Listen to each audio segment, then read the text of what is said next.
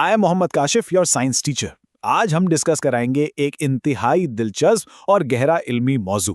जी हाँ, आज के इस तज्जिये में हम माहौलियाती बिगाड़ का तवाज़ुन पर मबनी एक बुनियादी दस्तावेज पर रोशनी डालने वाले हैं। ये बज़ाहिर एक मुख्तसर लेकिन सच कहूँ तो बेहद अहम साइंसी तस्वुर है, जिसने बड़े बड़े साइंसदानों को भी सोचने पर मजबूर कर दिया है। आज की इस क्लास का मकसद एक बेहतरीन और मुतहर्रिक माहौल कायम करना है। आज का ये सबक एक निहायत मुख्तसर मगर इंतहाई ताकतवर साइंसी तस्वुर का गहरा तज्जिया करेगा। ये तस्वुर हमारी इस कुदरती दुनिया के बारे में है। दस्तावेज़ में मौजूद अल्फाज भले ही कम हों, लेकिन यकीन मानिए इनकी गहराई, इनकी मंतिक और इनका असर बहुत वसी है। तो चलिए बगैर किसी ताख़ीर के इल्म के इस शानदार सफ़र का आगाज़ करते हैं। हिस्सा पहला, माहौलियाती तवाज़ुन की तारीफ़। अब सवाल ये पैदा होता है कि आखिर ये तवाज़ुन या इक्विलिब्रियम असल में है क्या? इसे हम एक ऐसी तस्वुराती हालत के तौर पर देख सकते हैं जहां किसी भी कुदरती माहौल में मुकम्मल एतदाल होता है। इसे यूं समझ लीजिए कि ये एक बुनियादी हालत या बेस लाइन है, एक ऐसी हालत जहां अभी तक किसी भी बैरूनी कुव्वत या अनासिर ने कोई दखल अंदाजी नहीं की होती। हर चीज़ बिल्कुल अपनी जगह पर ठीक से काम कर रही होती है और कुदरत के तमाम अनासिर में एक मुकम्मल 100% हमाहंगी मौजूद होती है।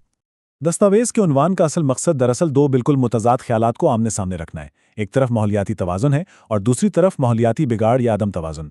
यही वो बुनियादी साइंसी तसादुम है जो इस दस्तावेज़ का मरकज़ है। ये बड़ी खूबसूरती से वाज़ेह करता है कि किस तरह एक पुरसकून और मुतवाज़िन हालत बैरूनी असरात की वजह से अचानक बिगाड़ का शिकार हो सकती है। और सच तो यह है कि यही तसादुम मज़ीद तहकीक की बुनियाद फराहम करता है। हिस्सा दूसरा, अवामिल का तसव्वुर। अब ज़रा इस जुमले पर गौर करें, अवामिल का तसव्वुर। दस्तावेज़ ने इन अवामिल को महसूस नहीं किया। इन सीधे और सादे अल्फाज की खूबी ही ये है कि इन अवामिल को जानबूझकर वसी और उमूमी रखा गया है।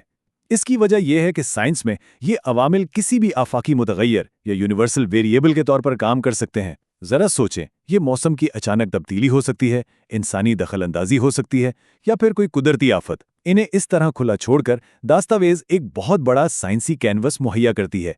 साइंसी तरीके का अमली मुजाहरा कुछ इस तरह होता है। पहले मरहले में एक बुनियादी माहौलियाती निज़ाम होता है, वही तवाज़ुन जिसकी हमने पहले बात की थी।